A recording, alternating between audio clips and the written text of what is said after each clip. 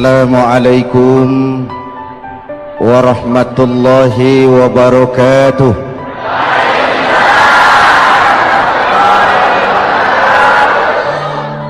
Alhamdulillah wassalatu wassalamu ala rasulillah Sayyidina Muhammad ibn Abdullah wa ala alihi wa sahbihi wa mawala, amma ba'du. Saudara-saudara kaum muslimin di seluruh tanah air, hari-hari pada minggu akhir Ramadan kita bersama-sama menyaksikan sebuah fenomena tentang pindahnya kegiatan umat dari masjid ke pasar, dari masjid ke terminal, dari masjid ke stasiun, dari masjid ke bandara. Apa boleh buat, itulah wajah kita, bahwa lebaran artinya mudik, bahwa lebaran artinya baju baru dan makanan. Lebaran berbeda dengan Idul Fitri. Lebaran adalah tradisi yang setiap kita boleh ikutan. Siapa saja boleh ikut lebaran, tapi tidak tiap orang bisa merayakan Idul Fitri. Mau puasa atau tidak puasa boleh lebaran, tidak dilarang sama petugas keamanan. Mau ibadah Ramadan atau tidak melaksanakan ibadah Ramadan boleh ikut lebaran, tapi tidak berarti merayakan Idul Fitri, karena selalu ada kos dari apa saja yang kita lakukan. Saya mau cerita, mau dengar nggak? Ada dokter gigi, dokter baru, satu sore praktek, pasiennya 4 orang nunggu duduk jejeran. Dipanggil pasien pertama, diperiksa, berlubang giginya, dicabut tanpa dibius. Namanya dokter baru. Pasien ini teriak, aduh sakit dok, tidak kuat, sakit. Teriakannya keras sekali. Pasien yang 3 orang yang nunggu gemeter, lari semua. Sudah saya dicabut, diobati, selesai, tanya, sudah selesai dok? Sudah mas. Berapa biayanya? 200.000. Loh, biasanya kan 50.000, kok 200.000? Biasanya sih memang 50.000, tapi siapa suruh kau teriak? Yang 3 lari.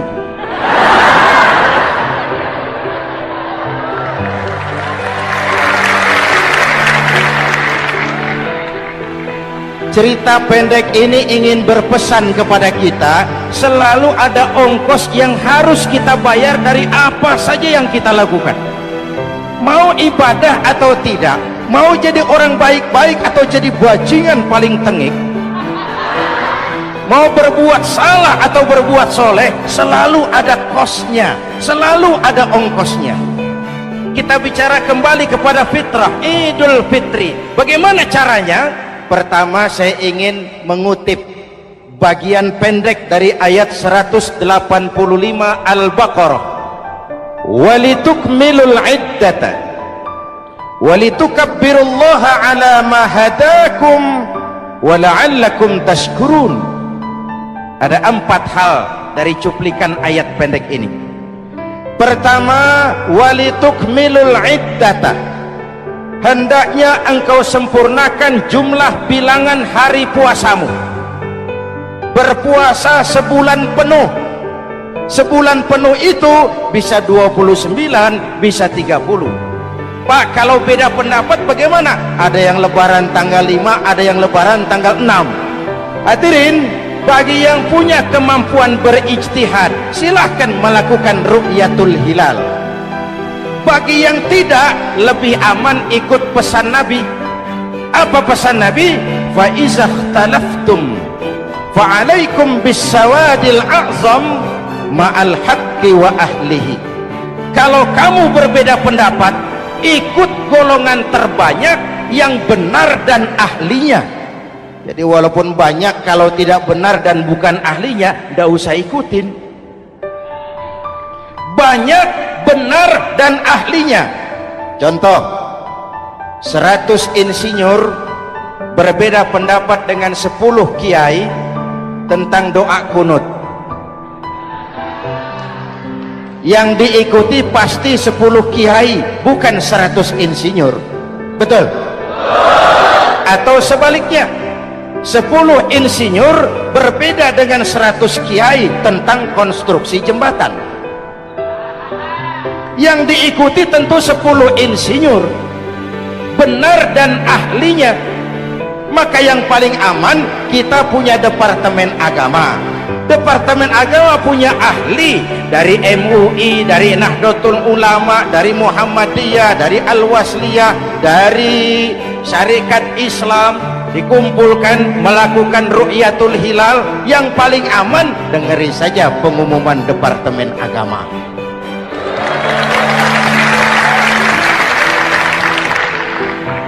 Tapi tetap menghormati mereka yang meyakini 1 Syawal jatuh pada tanggal 5. Beda boleh, marah jangan. Jelas? Saudara boleh suka tempe, tapi jangan menghina orang yang tidak suka tempe. Saudara boleh senang tahu, tapi jangan ngenyek karo wong yang senang tahu. Hadirin yang saya hormati, walitukmilul iddata, kalau mau kembali kepada fitrah, sempurnakan jumlah bilangan hari puasamu. Makna sempurnakan di sini 2, sempurnakan 1 bulan penuh dan sempurnakan semangat puasamu. Walaupun Ramadan berakhir, puasa jangan selesai. Kenapa? Tangan kita masih tetap terus puasa dari mengambil yang bukan milik kita. Lidah kita walaupun Ramadan sudah selesai tetap berpuasa dari memfitnah dan menggunjing orang lain. Kaki kita walaupun Ramadan sudah selesai tetap puasa dari berjalan ke tempat yang tidak baik. Perut kita tetap berpuasa dari kemasukan barang-barang yang haram. Sempurnakan semangat puasamu. Sikap disiplin, sikap jujur, merasakan kehadiran Allah dekat dalam hidup. Nih contoh ringan, tadi waktu asar dan zuhur saudara sholat apa tidak? Sholat. Waktu sebelum sholat kan berwudu, ketika berwudu kan berkemur. Umpama waktu berkemur itu saudara korupsi, sedikit saja airnya saudara minum, saya yakin jangankan petugas keamanan, teman wudhu sebelah pun tidak akan tahu kalau waktu berkemur saudara korupsi. Kalau selesai Ramadan ini diterjemahkan, insya Allah negara kita bersih, berkurang korupsinya. Hadirin yang saya cintai, saya kembali kepada pesan Al-Baqarah 185 tadi. Walitukmilul iddata, sempurnakan jumlah bilangan hari puasamu. Puasa sebulan penuh dan kemudian lanjutkan semangat Ramadan. Disiplin, merasakan diri di bawah pengawasan Allah. Sekarang ini Allah ditekan. Kita iman dalam ucapan tapi sekuler dalam perbuatan. Tuhan cuma ada di masjid, di kantor Tuhan hilang, maka korupsi merajalela.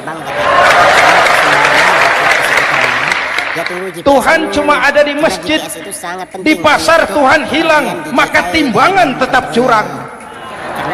GPS itu adalah titik home point. Iman dalam ucapan tapi sekuler dalam perbuatan. Kalau jiwa dan semangat Ramadan kita bisa terapkan, insya Allah korupsi akan berkurang. Saya mau terbangkan ke arah atas. Sekarang kan kita prihatin, yang tadinya teriak-teriak wong cilik malah ribut rumah mewah. Sampai 127 meter saja. Yang tadinya teriak-teriak rakyat kecil sekarang malah ribut soal villa 5 miliar. Ini kan menyedihkan, memilukan dan memalukan, tidak punya sense of crisis. Nah saya juga nggak tahu apa itu. Udah dengerin aja, kenapa sih? Usil bener. 367 saya pulang. Padahal ekonomi kita masih terpuruk. Saya masih baru. Lapangan saya kerja juga, sulit. segala sesuatu terjadi nanti. Jumlah pengangguran rata-rata 2 juta orang per tahun. Drone ini belum pernah diservis. Lapangan kerja baru sulit terbuka karena investor jangankan yang dari luar mau masuk, yang di dalam siap-siap keluar. Dari keperasaan karena Terakhir kita dengar Sony, dia rusak itu pabrik elektronik besar, menurut pandangan saya mau cabut lagi, pindah invest ke Taiwan, menyusul pabrik silet yang di Ciputat itu. Ketika ditanya apa investasi di Cina lebih murah, tidak, dia bilang lebih mahal, cuma lebih pasti. Di Indonesia murah, cuma mejanya kebanyakan. Ini pas lagi turun paparan itu biaya siluman, karena angin kipas kiri dan kipas kanan itu namanya siluman, nggak karu-karuan. Keluar uang banyak, urusan tidak pasti, capek. Tidak ada sistem penurunan. Disahkan undang-undang penyiaran yang justru ditolak oleh masyarakat penyiar sendiri. Industri penyiaran bakal kolaps karena sekarang ini boro-boro mereka industri televisi mau break even point, mau pulang modal, dengan ke depan bisa bangkrut. Akibatnya bisa kita pastikan, jumlah pengangguran makin bertambah. Hadirin yang saya hormati, kita memang setuju jangan terlalu mengadopsi siaran-siaran televisi dari luar. Kita harus punya filter, tapi pada sisi yang sama kita juga harus memperhatikan lapangan kerja buat rakyat kita ini. Walitukmilul iddata, sempurnakan jumlah bilangan hari puasamu. Kalau jumlah hari puasa sudah sempurna, tuntunan yang kedua dari Al-Quran, walitukabbirullah, hendaknya engkau agungkan nama Tuhanmu. Takbiran. Takbiran itu bisa sendiri, bisa berjamaah, bisa di rumah, bisa di masjid, bisa di surau, bisa dengan pawai keliling, asal dilaksanakan dengan tertib dan tidak mengganggu lalu lintas umum. Prakteknya yang terjadi, pawai keliling itu mengganggu ketertiban umum, perang petasan, punya hal dan atau punya masalah, mengganggu lalu lintas. Terjadi macam ada yang takbiran bawa bendera partai. Innalillahi wa inna ilaihi rajiun. Ini takbir politik. Oh ya, ada sebuah cerita ya. Hadirin yang saya hormati, kalimat takbir dalam kondisi kita, saya ingatkan kepada satu ungkapan Bung Tomo. Bung Tomo, pelaku sejarah, tokoh 10 November yang dikenal sebagai Hari Pahlawan.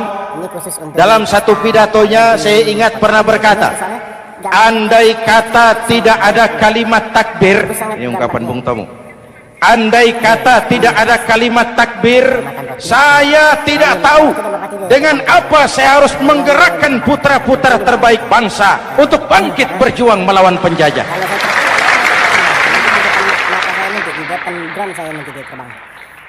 Ketika Allahu Akbar itu londo, kelihatannya kecil, meriam nggak meledup. Dahulu orang-orang tua kita cuma ada 2 kata, merdeka atau mati. Tidak berpikir nanti kalau menang dan merdeka saya jadi wali kota di mana.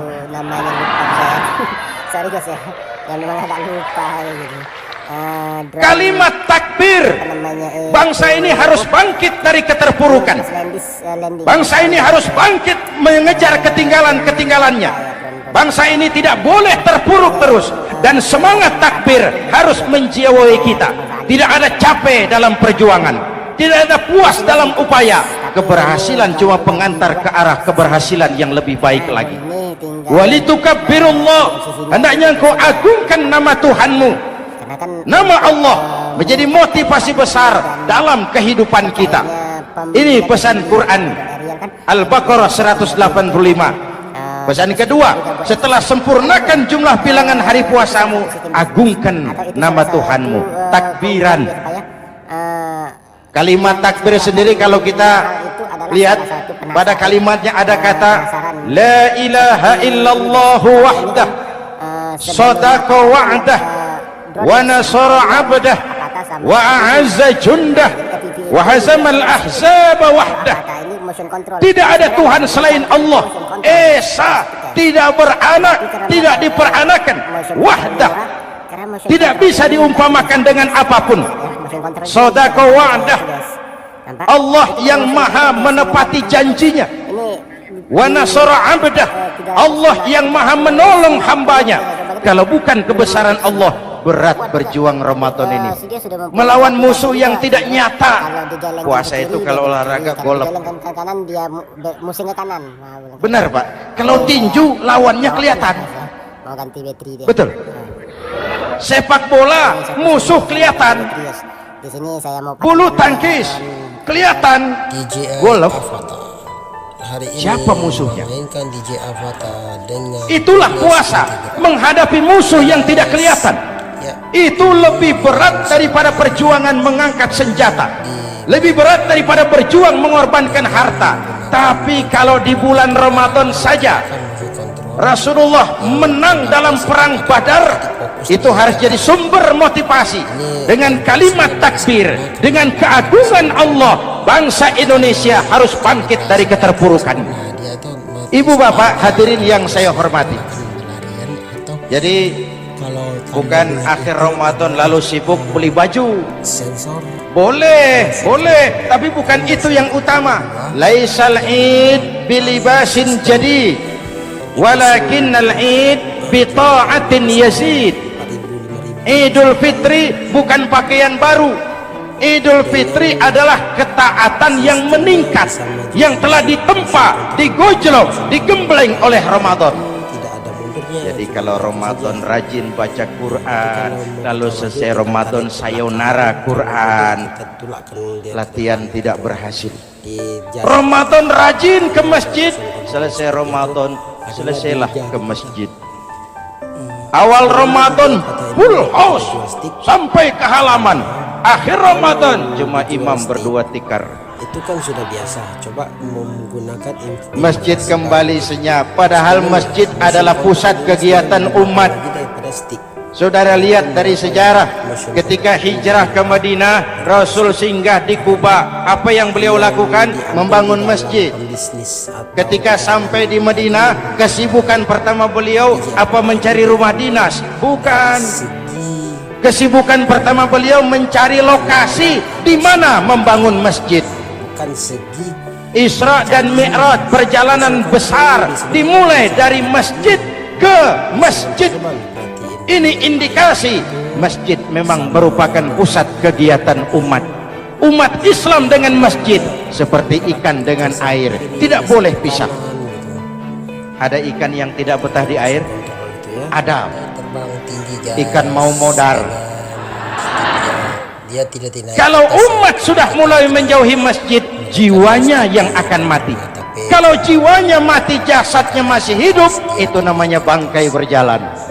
Tarik speednya Walitukabbirullah, kuat. engkau agungkan nama Tuhanmu, takbiran. Tekan Setelah berjuang penuh membina takwa, mengharap ridho, mengendalikan nafsu. Ingat loh, puasa itu bukan menghilangkan nafsu, mengendalikan, menempatkan pada tempatnya.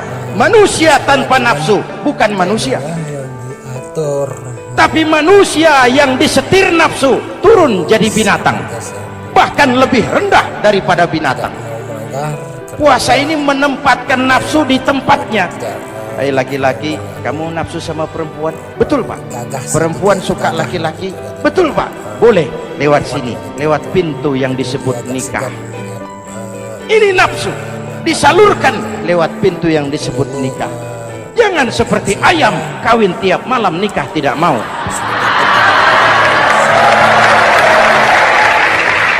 pasnya itu Hai manusia, nafsu kepada materi, kepengen kaya? Iya Pak. Boleh.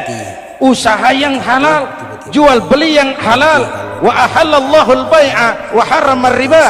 Allah halalkan jual beli. Jangan ingin kaya lalu makan renten, ingin kaya lalu korupsi, ingin kaya lalu buka peternakan tuyul. Manusia ingin berkuasa boleh, tapi tetap punya etika dan moral. Jangan ingin berkuasa lalu fitnah, ingin berkuasa lalu mengadu domba orang, ingin berkuasa lalu menghalalkan segala cara. Puasa menempatkan nafsu pada tempatnya. Manusia yang dikendalikan nafsu lebih puas daripada binatang. Saya punya ungkapan lama, sebuas-buasnya kerbau makanannya tetap rumput. Saya belum pernah dengar ada kerbau terlalu buas lalu makan roti. Betul. Tapi manusia kalau sudah dikendalikan nafsu, manusia bukan cuma makan nasi, aspal, semen, kertas, minumnya solar, jauh lebih buas daripada binatang. Kalau yang baru main itu Inilah puasa, arep nguwongke wong, agar manusia itu jadi dirinya, fitrahnya, semuanya biasa. jangan dikendalikan oleh nafsu. Kita ini sudah diciptakan fi ahsani takwim. Hadirin, Tidur tiap hari. yang ketiga pesan Al-Baqarah 185 tadi, Tiada keahlian dan setelah sempurna jumlah bilangan hari puasa lalu mengumandangkan takbir, membayar zakat fitrah.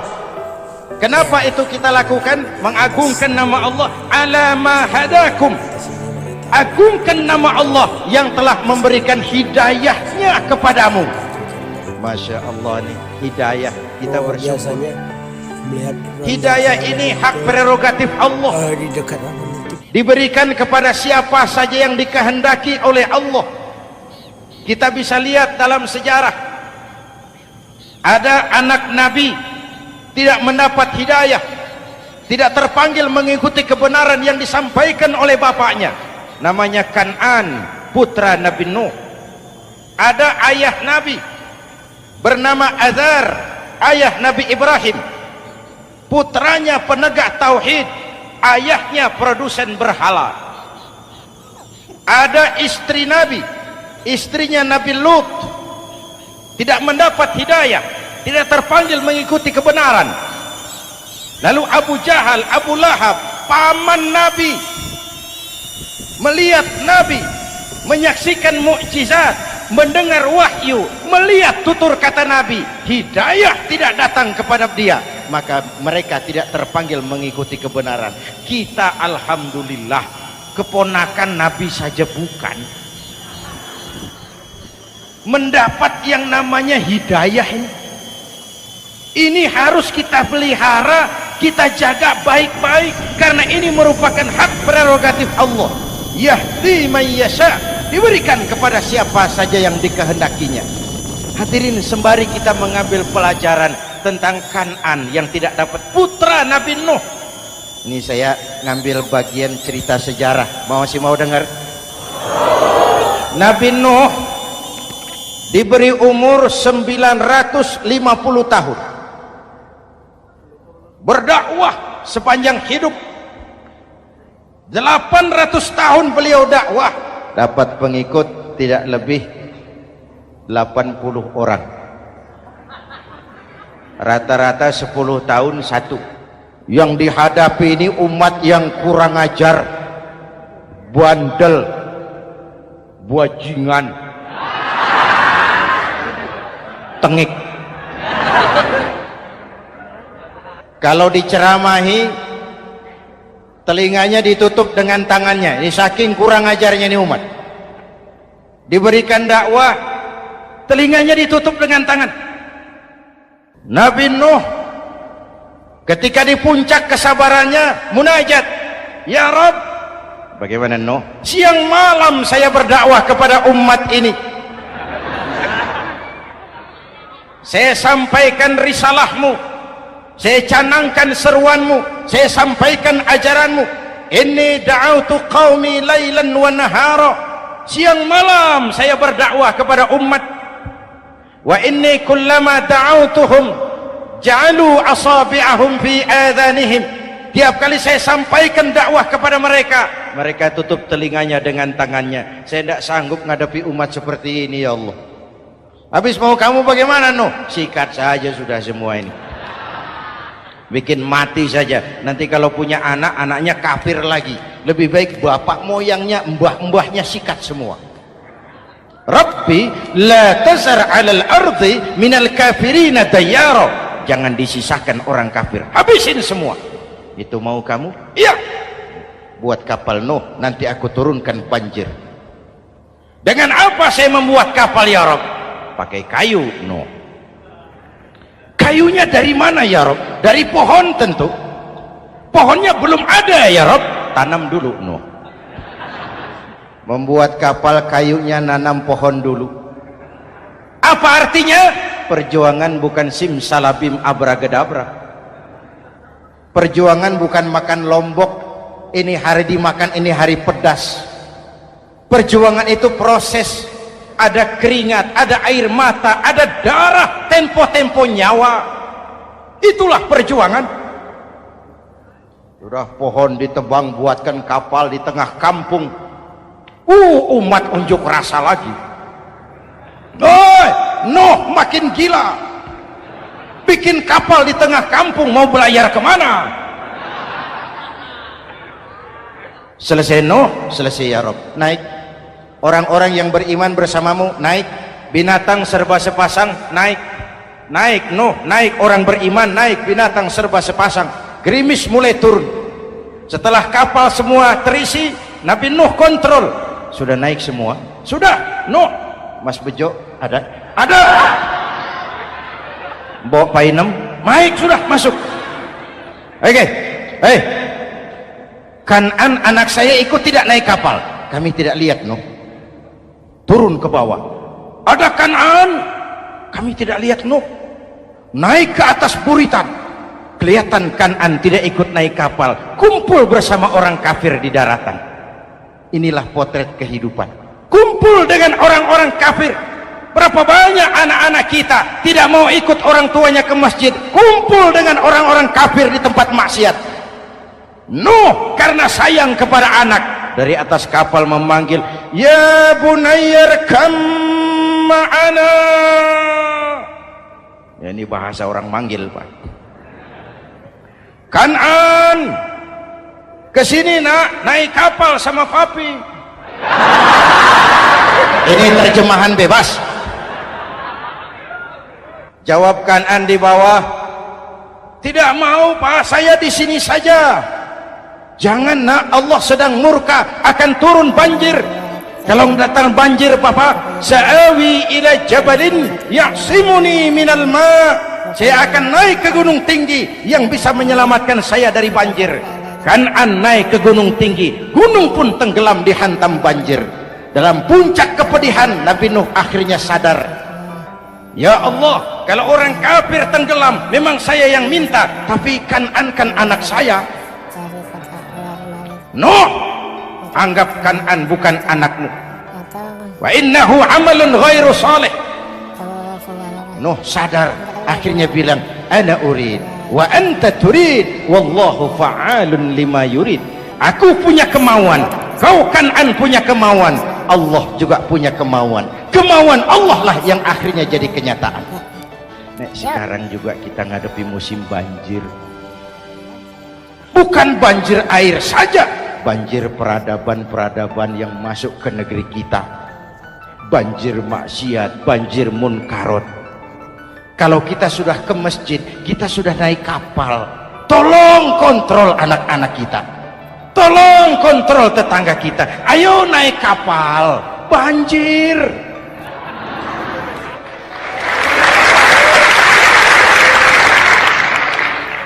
Ditutup ayat ini dengan wala'allakum tashkurun. Atas hidayah yang diberikan kepada kita, kita bisa melaksanakan ibadah Ramadan, bisa takbiran, dan diakhiri dengan ungkapan tasyakkur. Tasyakkur dan tafakkur, mensyukuri nikmat. Saya berulang kali mengingatkan, nikmat bisa berubah menjadi azab kalau kita tidak pandai mensyukurinya. Bayangkan Pak, tahun 87-an kita itu jadi negara yang berswasembada pangan. Beras kita cukup untuk rakyat kita. Sekarang kita jadi pengimpor beras terbesar. Kita beli beras ke Vietnam, kita beli beras ke Thailand, ke negara-negara yang lebih kecil dari kita. Kenapa? Karena sawah kita tanami gedung dan beton. La in syakartum la azidannakum wa la in kafartum inna adzabi lasyadid.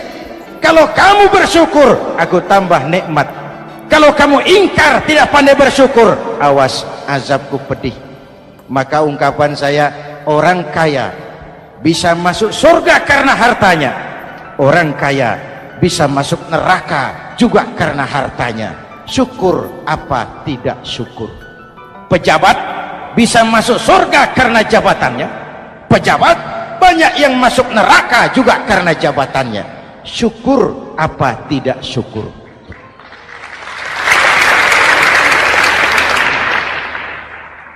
Orang alim, kiai bisa masuk surga karena ilmunya. Orang alim pun bisa masuk neraka lebih dulu dari penyembah berhala juga karena ilmunya. Syukur apa tidak syukur?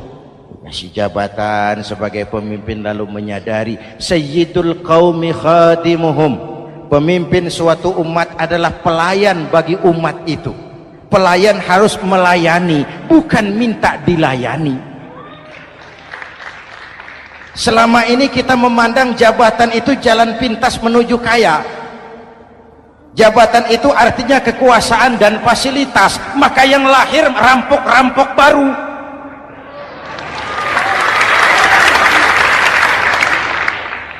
Jabatan adalah alat untuk pengabdian di tengah rakyat yang sedang susah, di tengah negara yang sedang terpuruk. Kita memerlukan pemimpin-pemimpin yang sadar sayyidul qaumi khadimuhum. Pemimpin suatu kaum adalah pelayan bagi kaum itu sendiri. Ibu bapak hadirin yang saya hormati, dengan mensyukuri itu maka makna Idul Fitri meresap kembali kepada fitrah kita sebagai manusia, fitrah kesucian.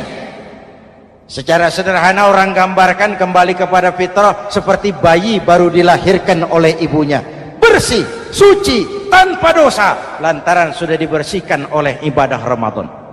Tapi para ulama khalaf ada yang mengartikan fitrah itu kecenderungan kepada kebajikan, kecenderungan kepada kebaikan.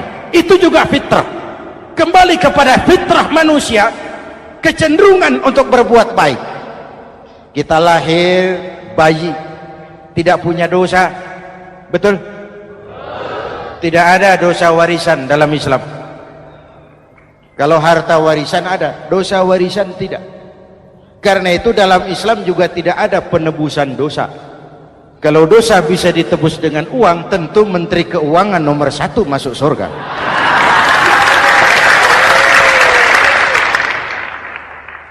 Dosa dalam Islam ditebus dengan taubat, langsung kepada Allah, sonder calo.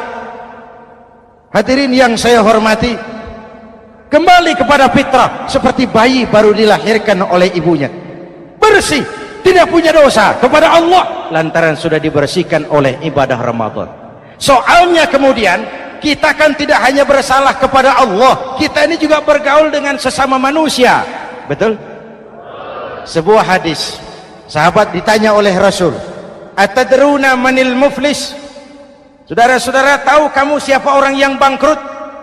Oh Rasul, orang bangkrut yang tidak punya uang, orang bangkrut yang tidak punya harta. Salah, kata Rasul. Innal muflisa min ummati, yang bangkrut dari golongan umatku, yang besok di hari kiamat datang menghadap Allah dengan membawa pahala solat, membawa pahala zakat, membawa pahala haji, membawa pahala sedekah pada satu pihak. Sementara pada sisi yang lain, sebelah kiri, orang ini juga datang membawa kesalahan karena pernah mencaci maki orang, pernah memfitnah orang, pernah memakan harta orang dengan cara yang zalim. Satu sisi bawa kebajikan, sisi lain bawa kesalahan. Kalau ini yang terjadi, bagaimana nasib kita? Kata Nabi, Tuhan, ini pahala solat saya, ini solat yang wajib, ini yang sunnah, rawatibnya, nawafilnya. Datang orang, sebentar Tuhan, apa? Dia memang rajin solat, tapi saya pernah dicaci maki, hancur nama saya. remuk hati saya. Di dunia saya tidak bisa membalas karena dia lebih berkuasa. Sekarang saya menuntut keadilan. Betul? Iya Tuhan. Sini pahala sholatmu kasih orang yang kau caci maki. Tuhan, ini pahala puasa saya yang wajib Ramadannya, sunnah 6 hari Syawalnya, Senin Kemisnya. Ini Tuhan. Datang lagi, sebentar Tuhan. Kenapa? Dia memang rajin puasa, tapi saya pernah difitnah tanpa benar, dicorengkan arang ke dahi, hancur nama saya karenanya. Saya menuntut keadilan karena di dunia waktu itu cuma banyak pengadilan tapi tidak ada keadilan. Benar? Benar. Ini pahala sholatmu kasih orang yang kau fitnah. Tuhan, ini pahala zakat saya. Datang lagi, Tuhan, dia memang suka zakat tapi korupsinya lebih besar dari zakatnya. Nuntut keadilan. Sini pahala zakatmu kasih. Kalau habis pahala kebaikan, orang yang menuntut masih banyak, diambillah dosa orang yang kita sakiti, diberikan kepada kita. Pahala dipreteli, dosa diberikan. Apa enggak bangkrut? Ibarat orang dagang, modal habis, tagihan hutang datang terus.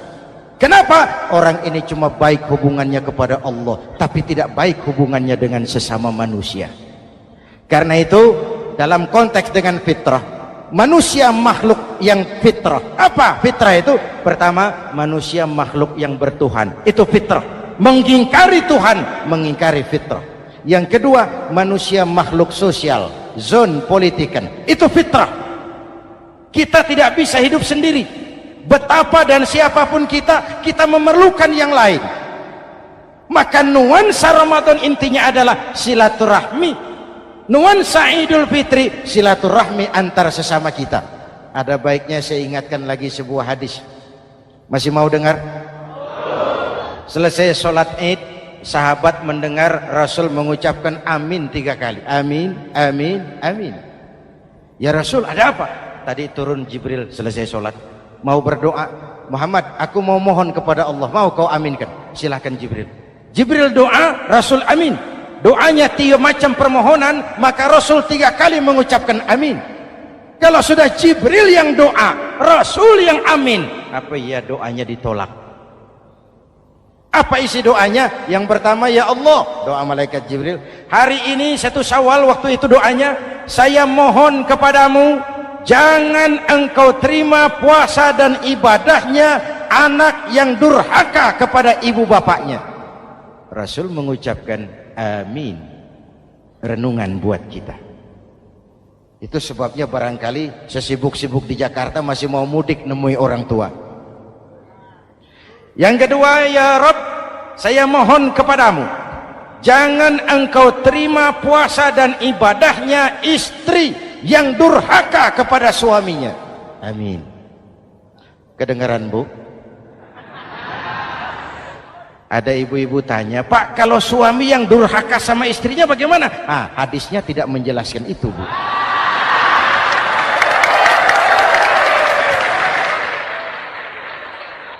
Lo menang sendiri. Yang jelas suami itu presiden rumah tangga, dimintakan tanggung jawab tentang istrinya. Nah istri swargo manut neraka kadut. Ketika pulang Isra Mi'raj saja Rasul bercerita, aku diperlihatkan neraka. Neraka ya Rasul? Iya. Lalu aku lihat isinya kok kebanyakan perempuan. Perempuan. Laki bagaimana? Laki juga tidak sedikit. Cuma kebanyakan perempuan. Ya Rasul, apa mereka tidak sholat? Sholat. Apa mereka tidak ngaji? Oh, rajin mereka sama suaminya. Kenapa banyak mereka di sana? Rasul senyum dan menjawab, hunna yakfurnal asir. Umumnya perempuan kurang bisa terima kasih sama suaminya.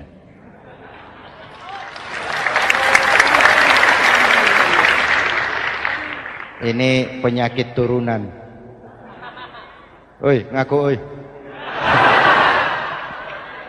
Lalu yang ketiga, ya Allah, hari ini saya mohon kepadamu, jangan engkau terima puasa dan ibadahnya muslim yang tidak mau memaafkan sesama saudaranya muslim. Memaafkan lebih berat daripada meminta maaf, tapi memberi maaf lebih mulia daripada meminta maaf. Inilah nuansa mengembalikan semangat saling menghargai, saling mencintai, keutuhan, kerukunan, dan kedamaian. Sudah capek kita rakyat dengan konflik. Sudah capek kita dengan mengedepankan perbedaan dan bukan persamaan. Sudah waktunya kita berbeda tapi tetap bergandengan, tetap bersama menyongsong hari esok yang lebih baik.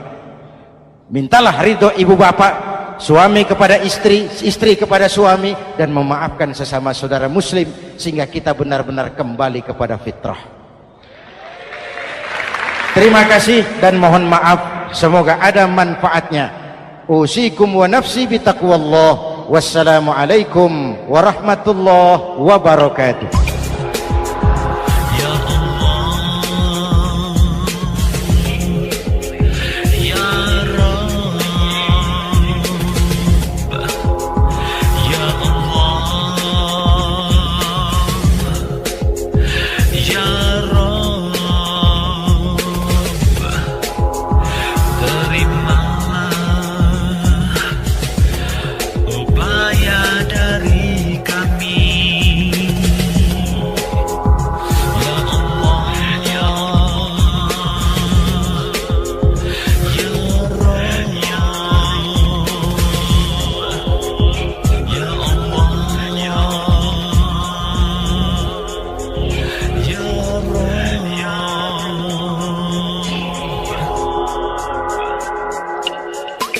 Ikhwan dan akhwat yang dirahmati oleh Allah Subhanahu wa Ta'ala, demikianlah kunjungan kami dalam acara Membangun Peradaban Islam dengan siaran radio di Indonesia.